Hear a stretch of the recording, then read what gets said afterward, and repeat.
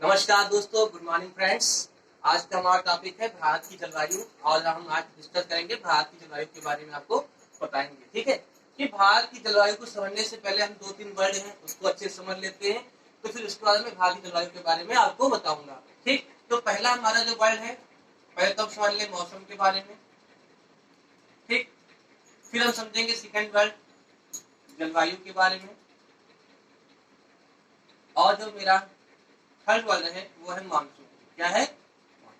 ठीक, ये तीन वर्ड है। इन तीनों वर्ड को पहले हमको समझना बहुत जरूरी है, क्योंकि इन्हीं तीनों वर्ड से ही आपका जलवायु पूरा डिपेंड है। जब तक हमको पता ही नहीं होगा जलवायु होता क्या है, तो हम कैसे आपको पूरा एक्सप्लेन करेंगे कि भारत की जलवायु क्या है, कैसी है। तो पहले हम बताएंगे मौसम। देखिए मौसम क्या होता है।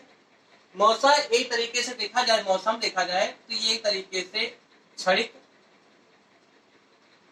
परिवर्तन क्या होता है, क्षणिक परिवर्तन होता है। मतलब कहने का सिर्फ ये है कि अगर आप किसी समय में अगर थोड़ा सा भी कुछ चेंजिंग आती है, जैसे मान लीजिए अभी आप सुबह सो के उठे तो आपने कहा कि मौसम काफी ठंडा हो गया है, और दोपहर में आपने कहा कि मौसम काफी गर्म हो गया है, और शाम को आपने फिर कहा कि मौसम मतलब वर्षा हो रही है। ठीक, तो मौसम ठंडा हो गया। तो मतलब कहने का सेंस है कि मौसम क्या होता है, कंटिन्यू क्या डे बाय डे क्या होता है, चेंज होता रहता है। तो जब वायुमंडल में कोई क्षणिक परिवर्तन होता है तो उसे हम क्या कहते हैं, मौसम कहा जाता है। ठीक, फिर बात आती है जलवायु। जलवायु क्या होती है? जलवायु एक तरीके से होती है औसत होती है। औसत मतलब एवरेज कह सकते हैं।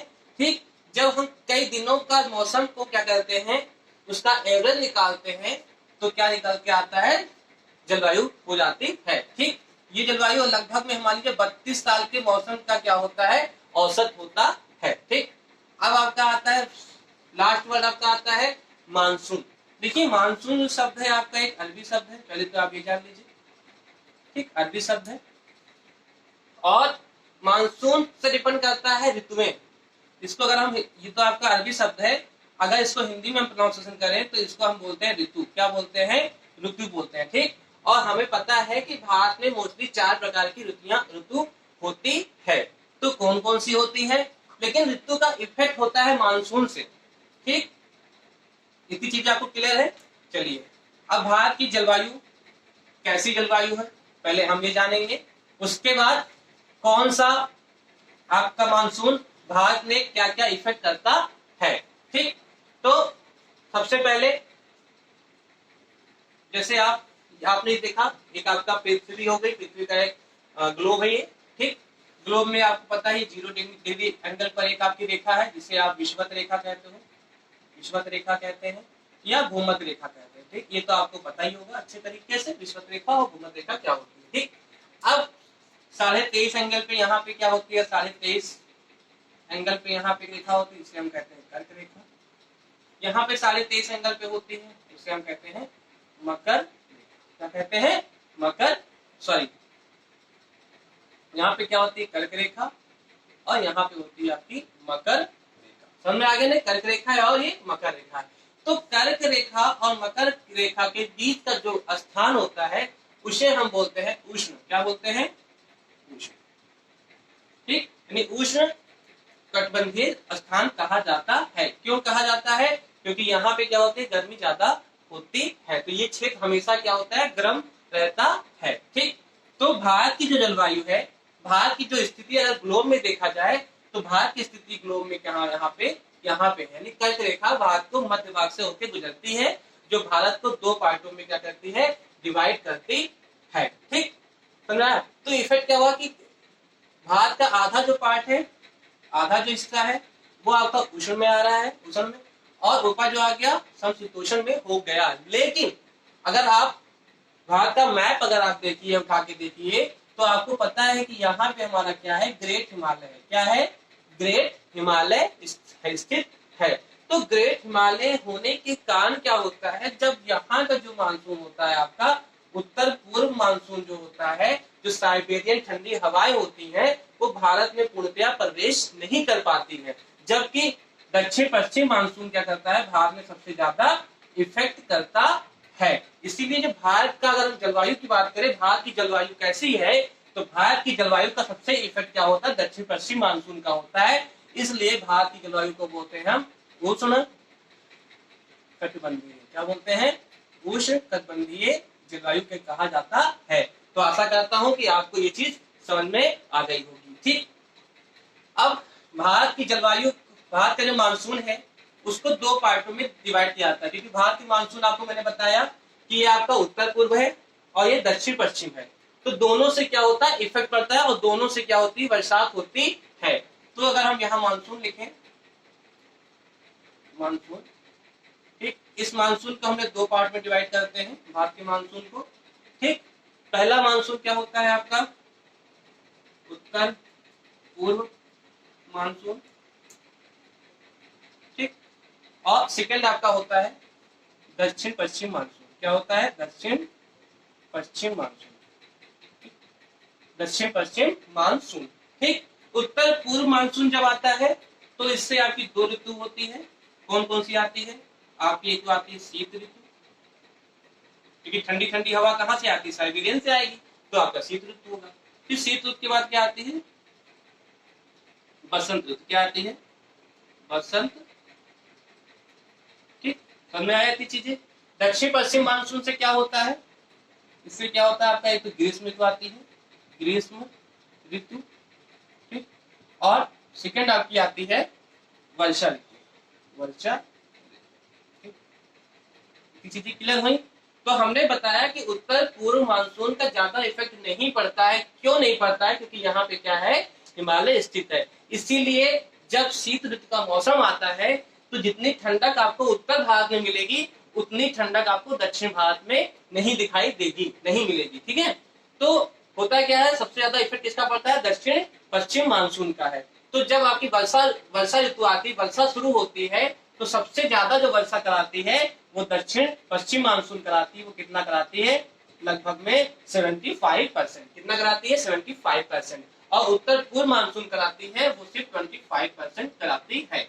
अगर क्वेश्चन में ये पूछा जाता है कि किस मानसून से भारत में सबसे ज्यादा वर्षा होती है, तो आप आंसर लगाएंगे दक्षिण पश्चिम मानसून। ठीक, उत्तर पूर्व मानसून नहीं होगा। ठीक, अब दक्षिण पश्चिम मानसून के बारे में हम डिस्कस करेंगे। पहले इसको डिस्कस करेंगे, फिर हमको उत्तर पूर्व मानसून के बारे में भी डिस्कस करेंगे। ठीक, टॉपिक आपको क्लियर होता चले जा रहा है। अगर क्लियर है आपको तो आप इसको लाइक करिएगा, शेयर करिएगा और दोस्तों को भी सब्सक्राइब कराइएगा। ठीक, चलिए, तो हमने बात करने वाले हैं हम दक्षिण पश्चिम।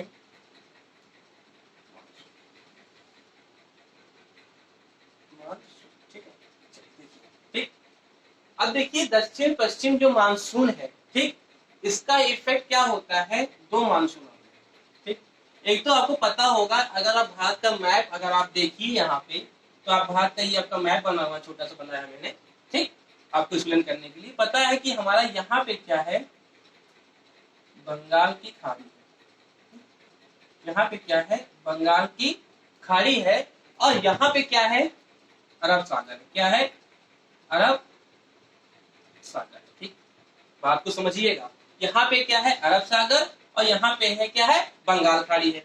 तो जब अरब सागर से हवाएं आती हैं तभी बारिश होता है, और जब बंगाल की खाड़ी से मानसून आता है तब भी बारिश होती है। यानी कि दक्षिण पश्चिम मानसून से दो मानसून आता है, एक आपका आता है अरब सागर का, और एक आता है आपका बंगाल की खाड़ी।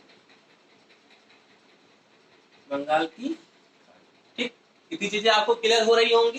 ठीक, तो जब अरब सागर का जो मानसून आता है, अरब सागर का जो मानसून है और बंगाल की खाड़ी का मानसून है, अगर इन दोनों में हम एवरेज निकाले तो सबसे ज्यादा वर्षा की कराती है अरब सागर का मानसून। ये लगभग में आपका 65% जो वर्षा होती है वो अरब सागर से होती है, और बाकी जो बचेगा 35% वर्षा किससे होती है, बंगाल की खाड़ी से होती है। जब अरब सागर का मानसून जो है आपका 1 जून तक लगभग में आ जाता है। ठीक, यानी जून के प्रथम सप्ताह में आपका मानसून अरब सागर में आ जाता है। अरब सागर का जब मानसून आता है तो यहाँ पे सबसे ज्यादा वर्षा कहाँ कराता है, तो फर्स्ट नंबर पे आता है केरल, फिर सेकंड पे आपका आता है मध्य भारत, ठीक। थर्ड पे आपका आता है गुजरात, और फोर्थ पे जो आता है, समझ है? यानी जो अरब सागर से जब मानसून उठेगा तो सबसे पहले जो बारिश होगी केरल में होगी। इसके पीछे रीजन क्या है कि अगर आप भारत का मैप अगर देखिए मैप से मैं क्यों बताना चाहता हूँ, क्योंकि पता है कि मुझे कि मैप जो होता है एक आपका माइंड मैप क्रिएट करता है और ये हमेशा हमें याद रहता है, ठीक। तो हमने बताया अरब सागर, यहाँ बताया था यहाँ पे क्या है आपकी पर्वतमाला है, क्या है ये पर्वत, प्रायद्वीपीय पर्वत आपके स्थित है। यहाँ पे अन्ना मलाई की पहाड़ियां हैं। तो क्या होता है जब अरब सागर से जब तीन मानसून आपका उठता है तो ये पहला मानसून आपके दाएं जाके केरल में क्या होता है अन्ना मलाई की पहाड़ियों से टकराता है। और जब अन्ना मलाई की पहाड़ियों से टकराता है तो ये क्षेत्र आपको पता है केरल का क्षेत्र है। तो यहाँ पे क्या होता है बारिश ज्यादा हो जाती है। फिर एक आपकी शाखा निकल जाती है मध्य भारत की ओर, और एक शाखा आपकी ये गुजरात होते हुए कहाँ चली जाती है, पंजाब तक चली जाती है। इतनी चीजें आपको समझ में आई। अब जब बंगाल की खाड़ी से जब बारिश होती है तो सबसे ज्यादा जो बारिश होती है बंगाल की खाड़ी से वो होती है कहाँ पे, मेघालय में। कहाँ होती है, मेघालय।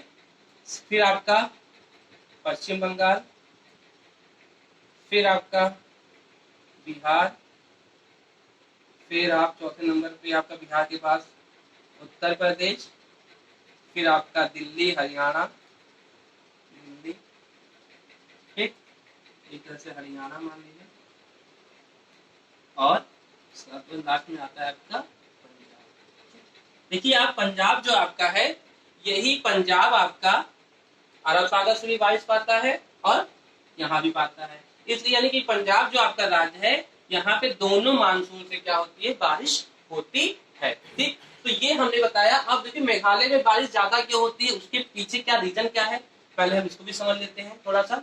तो आपको ये पता है कि मेघालय का अगर आप मैप उठा के देखो तो वहां पे तीन आपकी प्रायद्वीपीय आपका पर्वतमाला पड़ती है, ठीक। जैसे आप कहते हो गारो, खासी और जयंतिया, गारो, खासी और जयंतिया, ये तीन पर्वत पड़ते हैं। तो क्या होता है जब आपका यहाँ से मानसून उठता है ऐसे यूं तो यहाँ पे आपके पहाड़ पर्वतमाला है, तो यहीं पे पूरा मानसून क्या हो जाता है, रुक जाता है और बारिश पूरी पूरी यहाँ पे हो जाती है, ठीक। तो अगर पूछा जाए कि भारत में सबसे ज्यादा बारिश कहाँ पे होती है तो वो होती है मेघालय में। कहाँ होती है, मेघालय में होती है, मानसीराम में होती है। और सबसे कम बारिश जो होती है वो कहाँ होती है, लेह में होती है, ठीक। इतनी चीजें आपको क्लियर हो गई, ये भी चीज समझ में आ गई। ये हम बात कर रहे थे उठते हुए मानसून के बारे में, किसने, उठते हुए मानसून के बारे में बात कर रहे थे। अगर हम लौटते हुए मानसून की बात करें तो क्या होता है, आपको पता है कि यहाँ जब बारिश हो जाती है, यहाँ पे हिमालय है तो ये जो बारिश होती है आगे नहीं जा पाती है। फिर मानसून आपका क्या होता है, धीरे धीरे वापस होता है। वापस होने का रीजन क्या है कि जो तापमान हमारा है, तापमान इफेक्ट करता है। देखिए दो चीज इफेक्ट करती हैं, एक तो वायु प्रेशर, वायु दाब, और एक आपका तापमान। यही दो चीज आपकी मानसून में इफेक्ट करती है। तो यहाँ पे क्या होता है, बारिश होती है तो उत्तर भारत जो होता है वो आपका क्या हो जाता है, ठंडा हो जाता है, और ये जो क्षेत्र होता है थोड़ा सा गर्म हो जाता है, तो हवाएं फिर भागती हैं।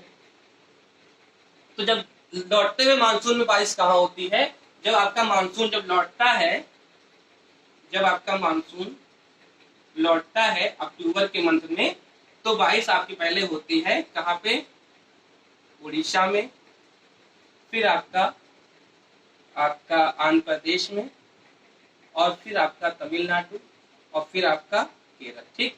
केरल में क्या होता है, केरल में आपका उठता हुए मानसून से बारिश होती है और लौटते हुए भी मानसून से बारिश होती है। तो आपको समझ आ गया दक्षिण पश्चिम मानसून से बारिश कहाँ किस महासागर से होती है, इतनी चीजें कहाँ कहाँ बारिश होती है, ये सारी चीजें आपको क्लियर हो गई होंगी, ठीक।